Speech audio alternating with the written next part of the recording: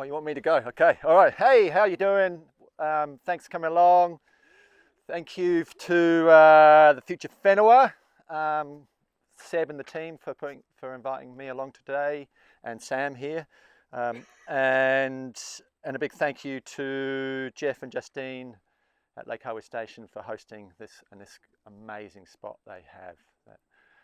I think they want you to camp here full time. I think that's the just come anytime. No. Okay, so I'm just gonna. Who here has? I'm guessing most people have heard of biochar. Who hasn't heard of biochar? Okay, okay, a few of you, and a few of you obviously have heard of biochar. And who here is making biochar? Got a few. Okay, awesome. Okay, I'm going to pass this. Feel free to grab a piece. I'm going to pass that bucket round. Have a piece. Just grab a piece and play with it while we chat. And then you'll get imbibed. You start feeling the biochar love some more. We've got two hats on here today. One hat is we're representing, just behind Lisa here, we're representing Biochar Network New Zealand. That's a national organisation, very small national organisation that's really trying to promote the use of biochar around New Zealand from a grassroots to government level. So feel free. Yeah, Phil. Yeah. Phil is El Presidente. I am the treasurer for life, not from choice. So get on, if you're interested, get online. Love your support. It's $50 a year. You get a newsletter from that, and it just really, we're just trying to promote it. And then the other hat is me and Sam here. We're kind of local artisan biochar makers, and we're called Black Moa Biochar, and it's very artisan and it's very small, and we just kind of make. And we've got 2 bags to give away today to two lucky winners. We haven't come up with the questions yet, but I'm sure we will soon. Yeah, so we make biochar locally, and we also manufacture kilns to order as well. Just some, just not massively, but just as needed. And we'll talk a little bit more about the different. I'm just playing with you. Yeah, and you'll see we've got a couple of units here, and we'll talk a bit more about those as we go on. What's your name? You didn't Oh. Who are you? My name's Ben Elms. I've been living in the district for nearly 30 years. I live on a lifestyle block that direction. And I do all things this kind of stuff.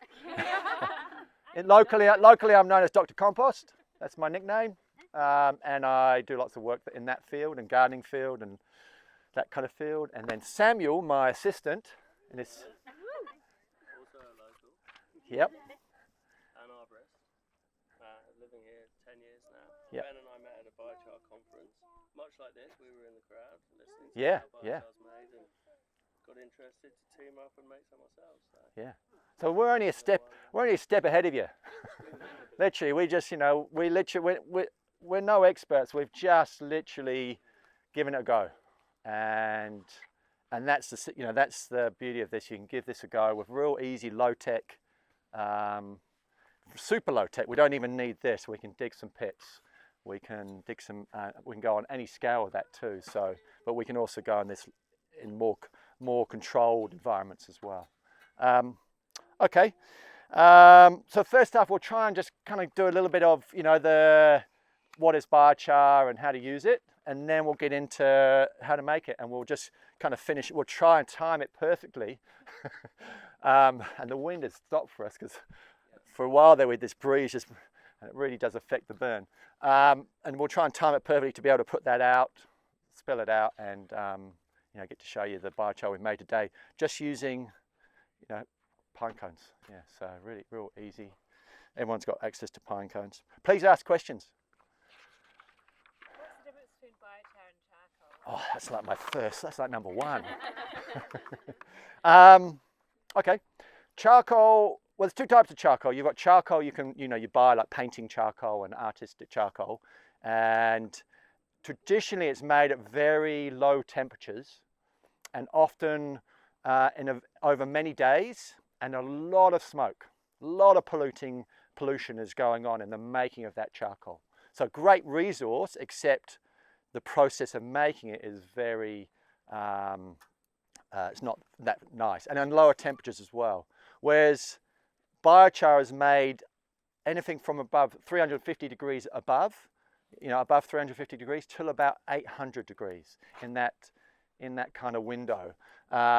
This today probably getting up to, 4 to 5 maybe in here. It's hard to tell as it gets going. We've got another Kontiki kiln, and that definitely gets into the 650, 700. Like it goes off. We've got a little heat meter, and it tops out at 650. So yeah. So and then your barbecue charcoal has a lot of kind of nasty still in it. That if you were to then use that, and some of those nasties are great for smoking your meat and giving that flavour. Except if you were to then put that barbecue charcoal in the soil, that would be detrimental to soil health. So hopefully that answers some of that. Biochar itself, this is it's a charcoal in all intents and purposes, but because of that higher temperature, because of those higher temperatures, we get this incredible honeycomb effect in here. And so if some of you still got some in your hands, a gram of this, Jacob, there's a gram for you. A gram of this has the internal surface area of a football pitch. So it's got this incredible, so what that does, that honeycomb effect, means it's a giant sponge. You can throw it this way if you want. And so we can use it in many ways. And the main way we'll talk about today is soils.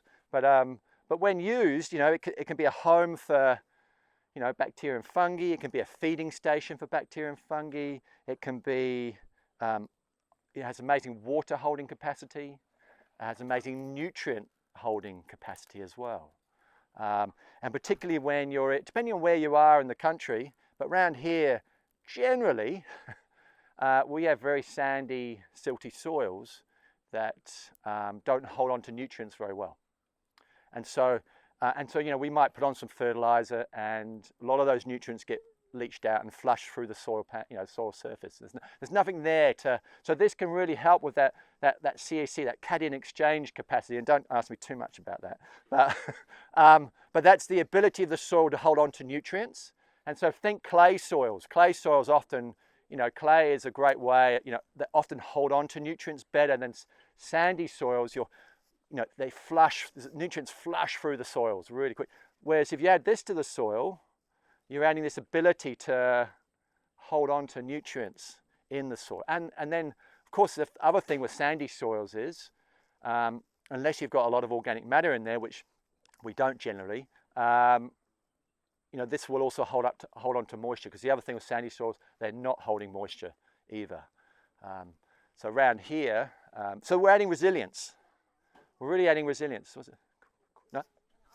Yeah. If you have a bag of compost the size of that bag over there, what ratio of biochar are you adding to that to help with the storing, or what we're storing the nutrients? Okay, great. Okay, so there's two options. One option would be grab some biochar and mix it with that compost, and it would really be up to, we could inoculate a lot of biochar with a small amount of compost if we wanted to. But in that case, we could say 10% would be a nice easy, but we could do 10% biochar to 1% compost with some other foods in there as well. If we had some other, some fish hydrosylates, some lucerne, some molasses, some other bits and bobs, we could actually really ramp up, the biochar. So we're jumping around a bit here. I'm not following my notes at all. But that's the other thing. So in this form, there's very little nutrients in here. Very few. There's the odd one depending on what feedstock we're going to use. So one of the key things is that we need to charge it with a nutrient before we put it in the soil. And so one way is with compost. So we could be making compost. I'm starting to get hot now. We could put this in our compost making process. So as an example, I make a lot of batch compost. I make a lot of hot compost where I'm making it all in one go. And I will do 10% of that by volume of biochar in that compost. So if there's a 1,000 litre compost bin, I'm going to put 100 litres of compost, 100 litres of biochar, sorry, into that mix. And by the end, you know, that's going to drop about 50%. I'll probably end up with about 20% biochar ratio in that compost. And all that, and so what that's done, we are jumping.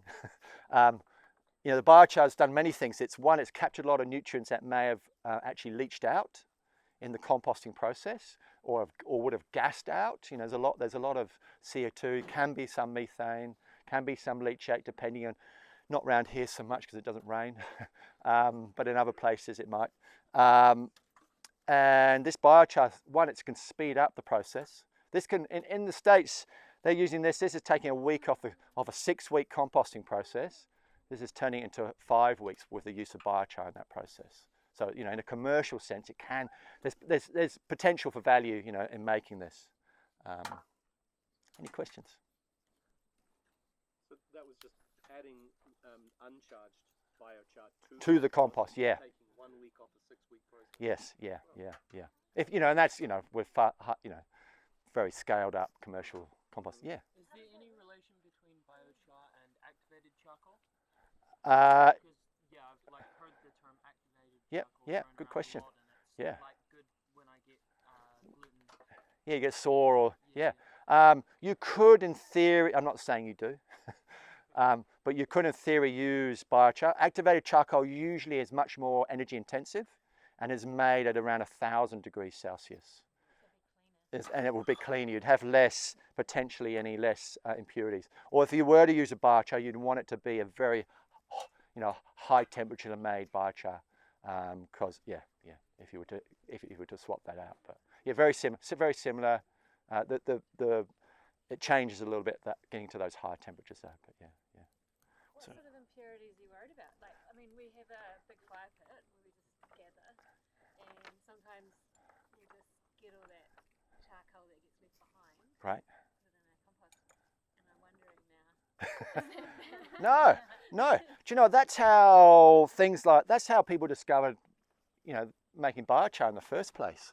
You know, there would have been some, you know, some charcoal out of the fire, chucked in a corner next to the compost heap, or just in the garden, and they noticed the grass was greener, or the plant, everything around that, you know, grew better. And so, no, you're great. What we do have is PARs. We have these kind of hydrocarbons kind of thing, and they can be an impurity if you make biochar at lower temperatures. And so, ideally, you're wanting not to have that in your biochar.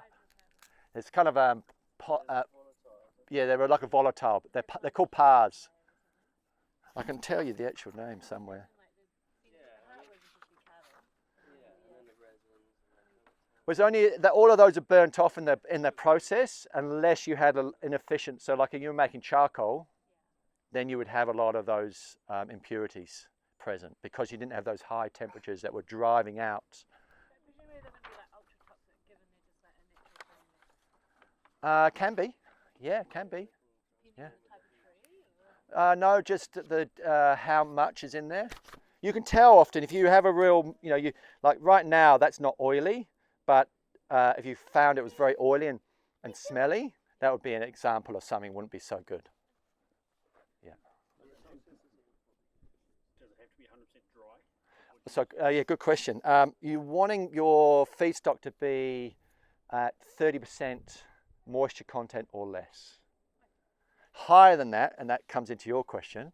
Higher than that, and you start getting more of these PARs in the wood. So and you're getting a smoke, and you're getting a less inefficient, and that moisture is affecting your burn as well. Yeah. Or a DIY. Yeah, great. How do you know?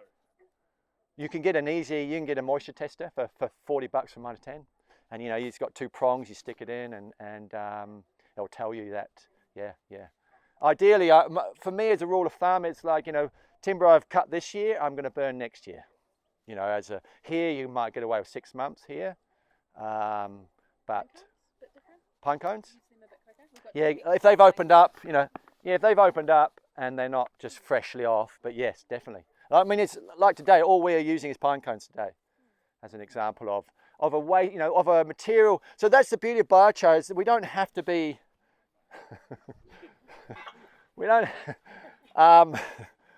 we don't have to be using wood that we would be using for other uses. You know, we shouldn't be using timbers that we would be using for the fire, or we can be using waste, all waste materials. That's the beauty of biochar, is we can be just using, you know, you cut down a pine tree and there's so much waste that gets pushed into a pile and set light to it. All that carbon just goes up into the atmosphere and is lost. Whereas we could capture that with, you know, small, or you increase the scale with something like this. It's called the ring of fire. And, you know, you could do that mechanically almost. And I'll talk about some other techniques as well. But you could capture all that, you know, a percentage of that carbon. You're not capturing it all, but you're capturing a percentage of that carbon that would have been going off into the atmosphere anyway.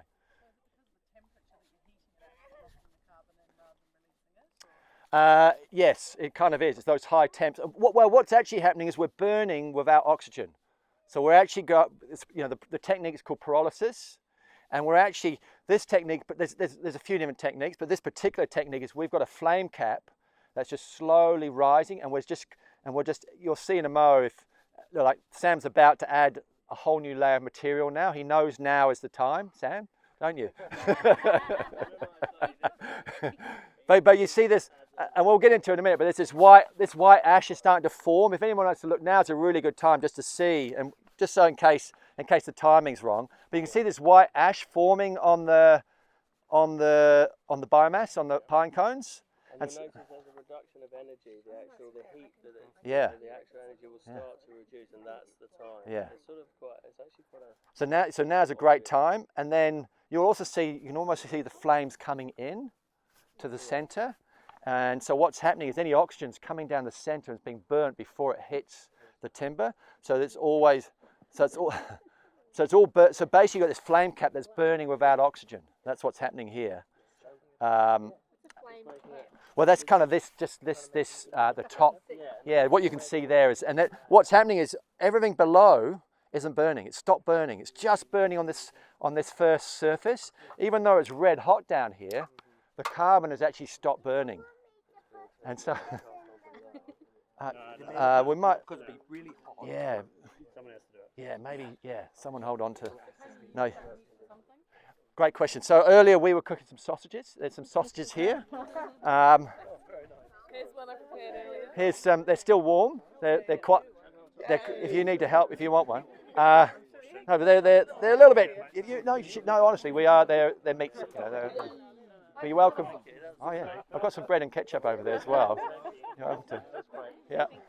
If anybody else. Well, so overseas, when you scale up if you increase the scale, then you've got this way more heat. So I went to a place in Adelaide, between Adelaide and Melbourne, and they had a huge greenhouse complex. Yeah. They put in a new biochar closed system, and the heat, they were making biochar, and the heat was heating their greenhouses, and they were also turning some of that heat into electricity as well to power the whole operation. And that was all from and all of that wood came from waste. It was all waste wood. It was all pallets coming out of Melbourne, and the biochar was the side product. Yeah. So it kind of makes sense, doesn't it? Using that full cycle thing. Yeah, definitely. Yeah. So now there's commercial units where you can create you can be making biochar and creating electricity. So what's happening now, there's a real battle about to happen over the next, it started now, but fighting for your biomass. As we try and move away from burning coal and oil, people are now fighting, how we're fueling different things. And so there's a whole movement just to burn, but we could burn and create biochar as a byproduct. And then have this byproduct, and we haven't even got into the uses of this yet, but they're using this byproduct in our soils, in river restorations, and there's so many different uses, and we can get into more of that now. But yeah, so capture, you can really scale it up, or you can keep it quite low scale. Me and Sam have done a couple of big burns where we've done it in big pits, and one example would be here where we've actually built the pit up from the ground up, brought the material in, and then we've used a small tractor to drop material in, and that was at 2 paddocks at Sam Neill's vineyard, and so and that's right. So the biochar's there, compost making operations here, and they've got this huge. You look around, there's so much biomass there. There's the cherry orchards just there as well, and it's just all just sitting there rotting, most of it. And so for them, they go, wow, we can turn this biomass, we can turn it into biochar, we can put it into our composting operation, and as we apply compost, we're applying biochar over time. And then if you want to look on Google Scholar, you'll see more articles on biochar now than there are on compost. We know more about, there's more research going into biochar as a product, and so the benefits of biochar in vineyards, the benefits of Okay, so I'll fling into some of those. So let's get into using it. Say at home, if we were to use it at home. So we kind of talked about chucking it in your compost heap. I mean, a lot of you might just be slowly making compost with a cold heap. You could be chucking it in there, in your cold heap. You could be chucking it in your bokashi buckets, if you had bokashi buckets. You could be chucking it in there. But the goal is, if we were growing in a veggie garden, if we had a 20 centimetre soil profile, the goal would be 5 to 10% of that to be biochar. That would be the goal. So either we're making a bed from scratch, or we're going to slowly add it over time, depending or we modify over time. One technique is, where's the... no, you're good. So one technique you can do at home is get an old paint tin or an old cake tin, and you're going to punch a couple of nail holes in the cake tin, and you'll see in here I've just filled that up with some kindling, and you might fill that with any biomass you got. You might put your corn cobs in here. You might put some orange peels. I mean, they've got lower carbon levels, but here I've just got some pine kindling. And then you would place this in your firebox at home about 7, 8 o'clock at night, and making sure you just got to remember to have those 2 holes. If I was I won't put it on here now, but if I was to put it on here and this got going, you'd actually see, it's what we call syngases start coming out of the wood, and you'd actually see these gases catching fire. So they actually almost fuel their own carbonization with their own energy, if that makes sense. So we could do that. We can pull this out in the morning, open it up, and this will be full of biochar. Just to be safe, take it outside, use some oven gloves, put it in a wheelbarrow away from the house, maybe put some water on it just to be sure it's out. But you could slowly do that. You keep filling that wheelbarrow up. This technique, and it's quite quickly over winter. Unless any of you are from the tropics here. Invercargill, well, there you don't have fires in Invercargill, do you? The Riviera of the South. So this or a paint tin will do the trick quite easily for the home, for making it at home. Or you could, instead of something like this, you could dig just a cone similar size in your backyard, just in the ground. You could dig a hole and do the same thing. And how we make this is we start a fire on the bottom, and then we slowly, once that fire's got some really nice embers, we add a layer of material. And then once that layer is just like now, you can see this white ash, and you see Sam poised. Sam's poised down another layer right now. But you see that white ash. That's your go-to to add the next layer. Now, what you might do. Sorry to interrupt. That does bring us to what happens if you feed it too quickly. One, you'll get smoke, so that's a sign that you're adding material too quick. But what you'll end up with is unburnt material within the charcoal, which has to be taken out really before you use it for other things. So you're kind of adding an extra. Yeah, and then also you might have different materials as well. You might have some materials that are hot burning. You might have some broom or something like that, and then you might have some pine that might be up to about 7 centimeters is about the go. Nothing in diameter. You're not wanting to go much bigger unless you're increasing your scale a bit. And so you might alternate between something that's heavy like the pine that's going to take some energy out of the fire with the broom that's going to add huge amount of energy to the fire. So you might mix that up a little bit with your materials. But generally, you just keep adding layers, and then we see the white ash, time to add another layer. See the white ash, time to add another layer. Yeah, Danielle. So what, outside of pine cones, what would farm in Central have on property that they could use to create biochar? Anything. Anything, yeah. Broom, Broom, crack willow. If say you're on a farm this scale, the goal would actually be to have your own coppicing woodlot. So that would actually be the goal, that every farm start growing their own carbon to then coppice on a have it on a cycle that you could be going every year. You could be have amount of wood you'd be coppicing. Yeah, and if you yeah. Cut them off at a metre high. Boom, and Away it goes. well, and it's going to do that anyway unless you poison it, or dig it out. Yeah. So that idea of coppicing could be eucalypts, could be alders, could be whatever works in your particular neighbourhood. Yep. Do you have to run it through the compost system, or can you add it direct to your soil? So you can add it direct to your soil. So if we were adding it direct to our soil, we've got to consider how are we going to charge it with nutrients. Because if we add it to our soil without adding that nutrient, what the biochar can do, it can grab nutrients that are around it and tie them up for a little bit, and then you'll go, Ben, that bastard Ben, he told me biochar was the golden ticket. And so one great way would be peeing in a bucket, urine. So I like to have buckets lying around that I pee in. Not the bucket I passed around today. I promise. But you'll see it, even if I had, you couldn't smell it, could you? No. The carbon is neutralizing the smell. Yeah, exactly that. But so you could charge it with a nutrient. So you could be urine, but you might be on a farm, you might use urea. Think of, a lot of farmers are putting urea pellets out, and all of those are coated in a little bit of plastic.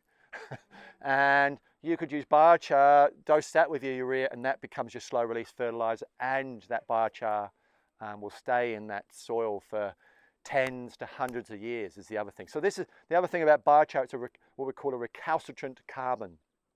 It's a carbon that doesn't break down over, if it does, it's in tens to hundreds to, years. And if you're familiar with the terra preta soils of Amazon, with those pre-Amazonian tribes where they made biochar out of timbers, out of clay and other bits and bobs, those soils are still there today. You can go and see these dark soils, what should be a sandy soil, there are these black soils, and that's why there were these, multi-million people populations there till we came along and killed them all. Mention the need to grow. Yep. So on the charging of the biochar, if you haven't seen the Need to Grow film, it's free to view. Just look it up online. It's a fantastic story about a system where they've got a big biochar unit they call the Dragon, and it's connected with a greenhouse where they're growing algae, and they're charging the biochar with the algae. Oh, and fantastic. putting it back into Wow. gardens, and it's like superfood for Wow, gardens. amazing. At the lifestyle block scale, what I've got is an IBC, which I put a screen on the outlet of and some pebbles, and then just chuck all my offal from home kills. Right. And, Oh, wow. like That's a serious brew. convolvulus and all that sort of Yeah. stuff that you're pruning and you don't Yeah. want to put back on the ground. Great. And you just put that all in there. Obviously, it's anaerobic. Yeah. So you take a bucket of that, or quarter of a bucket of that, fill it with water, put it a bubbler through it for a couple of Oh, weeks. so you're aerating it as well. Nice. Yeah. And then use Yeah. that to Yeah. quench the biochar. Yeah. Yeah. And it's, Yeah. So along that line, so those are the kind of other things you could use. We talked about urine, urea. You might use some liquid seaweed.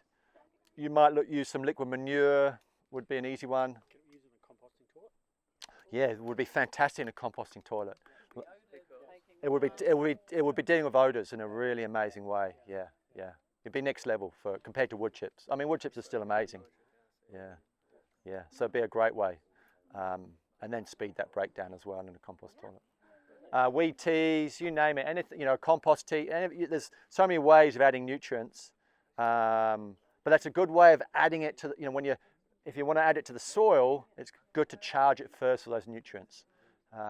Otherwise, you might get that wee delay in how beneficial it is. Can you overcharge it? Being on it every day. I think there'd be a point where you'd smell it. Yeah, okay. Okay, there would be a point, and you'll be amazed. Like if we today, we're not using a nutrient today, but we're going to use water. But if we had a nutrient today that we were filling this with, and I'll just pass the bucket. We'll put it around the back there.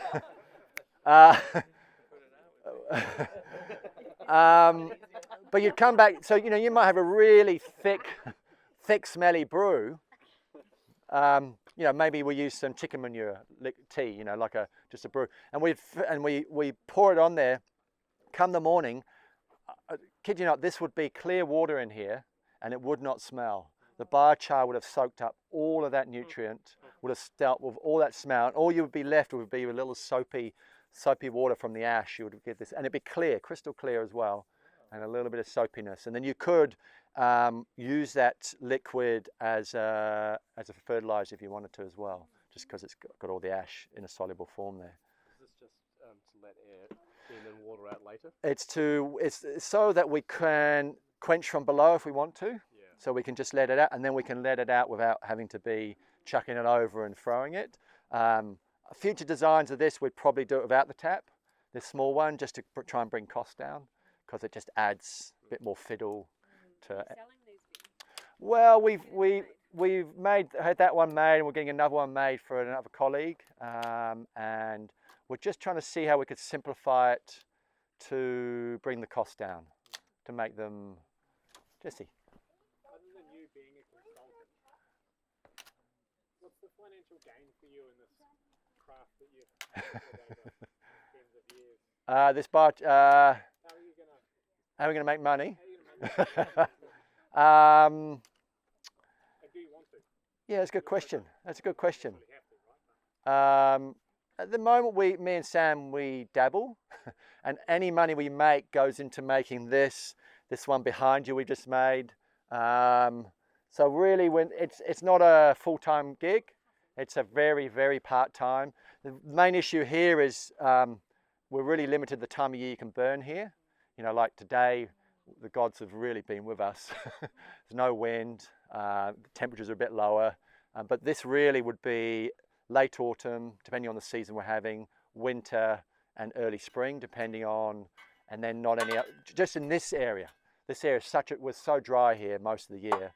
Even winter, this could be dangerous, Do you have to get a permit, or is it because it's I don't know what you're talking about. considered a closed fire? Like it's a brazier? It's a brazier. That's a large brazier. No. I think when you're not in fire season, you're fine. And then, okay, some health and safety. You have got to really consider when you're doing this, where you are, what's around you. Have you got really good liability insurance that covers fires? I actually try to get some for us for our burning. We've gone off sites and done burns, and I've tried to get, try to do it for an insurance broker, and they just couldn't cope. And then we did some trials up in Tekapo on a large scale, pit scale, and the neighbouring farm wanted to bring me in as a consultant for them to do it on all their wilding pines. And then the day before, he rings me up and says, "Ben, so you're going to start the fire?" I said, "Yeah, I can do." I wasn't sure where he was going with this. "So we're going to be on your insurance, aren't we, Ben?" I went, "Oh, it's your giant farm here, and you want to know." No, and I walked away. It was someone taking the mickey. But yeah, so you've got to be careful. And up in Mount Cook, they've been having so many fires. That's why they wanted to jump the. But back to your question, Jesse. We've got some colleagues down in Balclutha Way, and they've probably spent about $2 million so far in setting up their biochar operation.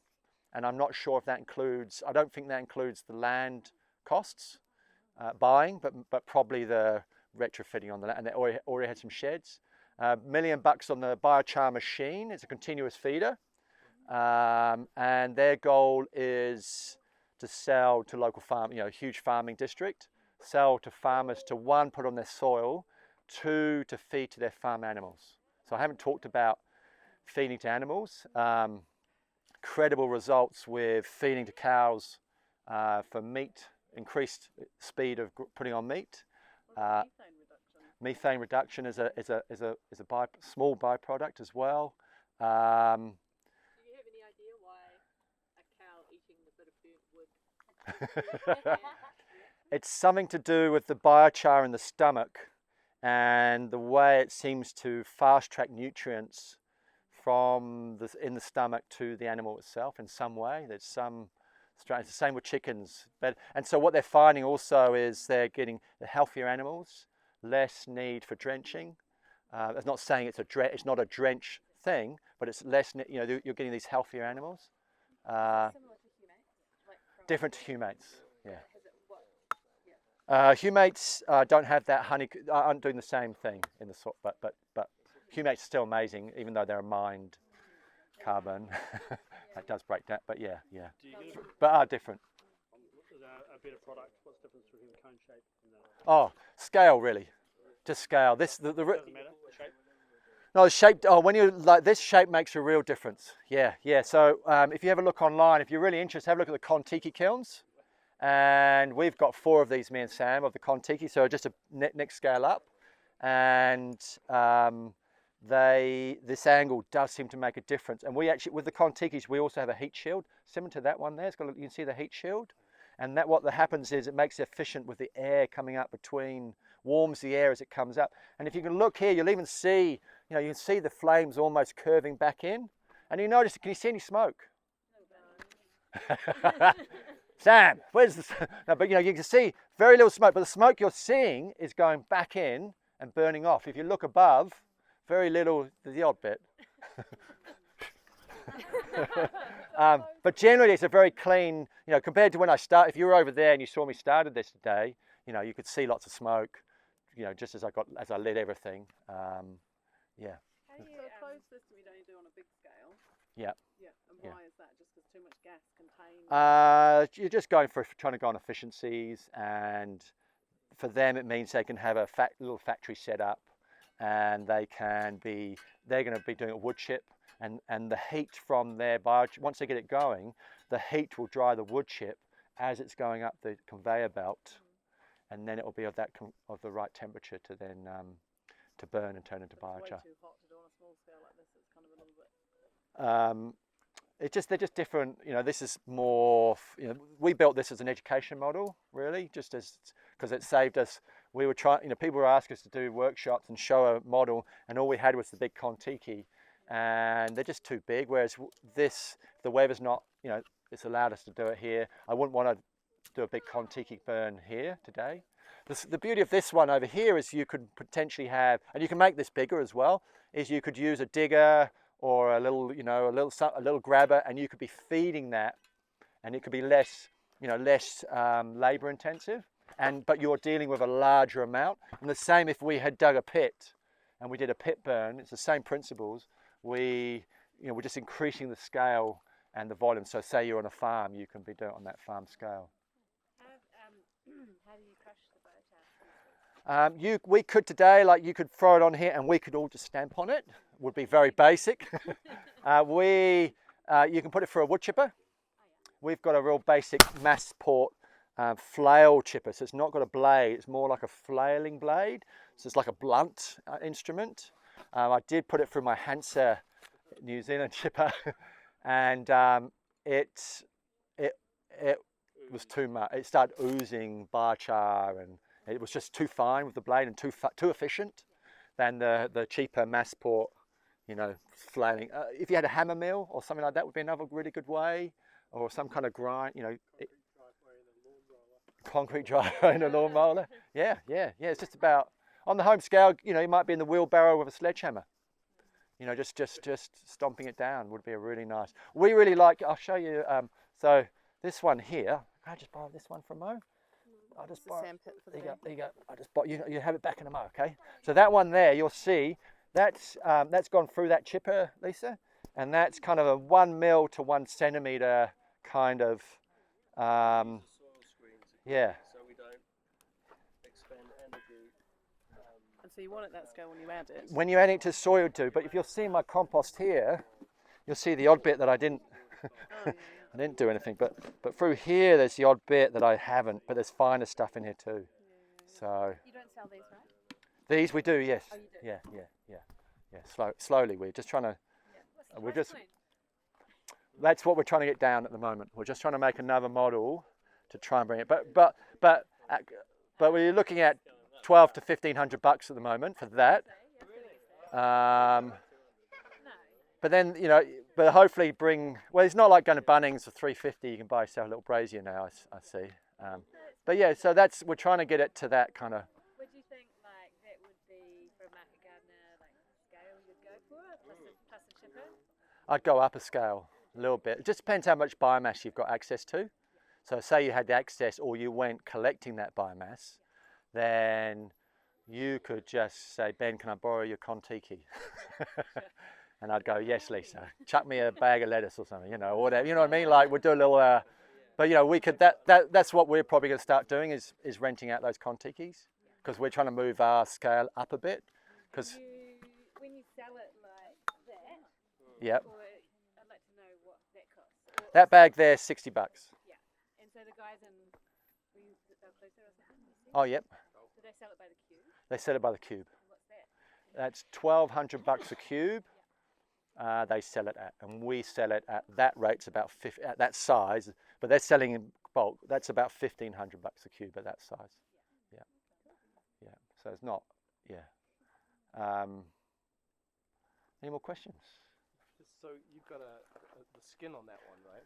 Which Oh, lets yes. air in the bottom. Yes, so that's the air in the bottom. It keeps it's safety as well. It keeps that outside cooler as well because you can feel the heat. Safety as You well can feel as the heat just from this. What's the other? Then the other thing is you're getting warm air coming up, so it's making it more efficient burn.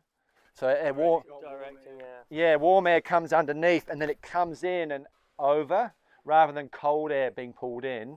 Because you'll see here, you can see this curve here. You've got air being pulled in and down and in. Where's the air coming from? Well, this is just coming from From the outside. yeah. of So it makes it less gotcha. less efficient. Got it. Whereas our bigger versions have a little jacket. This one doesn't. This one doesn't, no. But maybe if we had more kids around, we'd consider it. From a home garden, Yep. how long would I know it's a little bit subjective, but how long would a bag of the bought stuff last? It just depends if you were, well, it depends what what you're trying to do. If you had a big veggie garden, then that might do one bed, Okay. But if you're working on that yeah, you might, well, it depends if you were going from the get-go going, right, I am transforming my soils with biochar from the get-go, then you would go, right, I'm going to buy in some biochar, I'm going to get it done. Or you might go, I'm going to gradually add it to my compost heap over time. I'm going to make some all winter. I'm going to be very or I'm going to have a little brazier. Because we can make this this could be a bath. So the first biochar I ever made was in a bath, old steel bath. Not too old. No, I mean it. The too old, the lead paint started shooting out. The whole thing it was like a gun show. Yeah. And then I was like, oh shit! Now I've got this lead paint mixed in with my old. So a newer than old bath. I didn't know. Because those old baths were lead paint, so I was really wary of that. But you could do a bath. It's a really nice. So that for you, Lisa, a bath would be good. 1 or 2 baths. No, but it's a great technique. Really efficient. You can make a heap of. You get a biochar. You do this with a bath. You get a heap of biochar in one go. Really easy. Yeah. Relevant. I guess, what is the value add if you were to add to a bag of compost that size 10% biochar? What would the price difference be if you were selling to the consumer? So if I added 10% biochar to that product, What also like if that was a bag of compost, yeah, 10% of it it's biochar. Value to the consumer, I'm not sure they know yet. So, but over time, over time you're adding incredible resilience to their soils, because that compost over time is going to break down and go back into the atmosphere, whereas the biochar is going to still be in that soil. Like in the wormwork, you know how wormworks sell them in bags like that. Yeah. Yeah. Yeah. So if you added 10% in, you would market it as a different product. You'd call it your compost gold, or you would try and then it would be about educating the consumer about the long-term benefits of having that product in their compost product, in their compost, and then the benefits for you as well as a composter, you would see as well. I'd just say, I just noticed on a podcast that I listened to, there was a new podcast dropped yesterday on a thing called Char Chit Chat with Mr. Bean Elms. Just in case you're feeling really humble, but I look forward to listening to that. Oh wow, right. Okay. I see it came out yesterday. Did it come out yesterday? I didn't know. He didn't tell me. Okay, there you go. It's quite a chit chat. Okay, great. That's with Dylan, who's down south. Awesome, great. He's also part of Biochar Network New Zealand as well. Awesome. That's a great. Well, so what we're going to do here, we're going to slowly think about putting this out in a minute. What are some things we haven't really covered today? Oh, okay. Like just that you mentioned before, like in China, for example, they will be so far ahead as well, no? Yeah, so we in New Zealand, we are very much behind the 8 ball. Around the world, biochar is, there's a rush happening right now in New Zealand the last couple of years, but we're behind the 8 ball. In China, there's a biochar product for your rice paddy, for your fruit trees, for your, there's a designer product for every, and any biomass is not allowed to be burnt. It's not allowed to be burnt and put back in. That biomass is a resource that can be turned into biochar or heat or both. So that, in that sense, they're light years ahead. But same in the States, same in Europe. I mean, in the States, you see with California now, huge amount of forest. They're having to do huge amount of clearing to stop, forest fires in the following season. That's where the Ring of Fire originates. That's this big kiln here. That's Kelpie Wilson. And she's just released a new book. I haven't read it yet, I've just ordered it, but that's a really great book if you'd be, she's a real leading person in the biochar world, but she's developed this system. The beauty of this system here, and I'm not trying to sell them, is that arrived on my trailer and was in just a pile of pieces like this, and I put it together in 30 minutes, 45 minutes on my own. 2 people put that together in 30 minutes. And the idea with Kelpie is that can be really mobile in a forest situation or a farm situation where you can take that to where the biomass is. And so, you'll see videos with Kelpie and they've got 4 of those going in a forest situation where they're turning, and then they'll either leave the biochar in situ in the forest to do its thing, or they'll shovel some of that up and take it away with them. So it's a really, it's a great.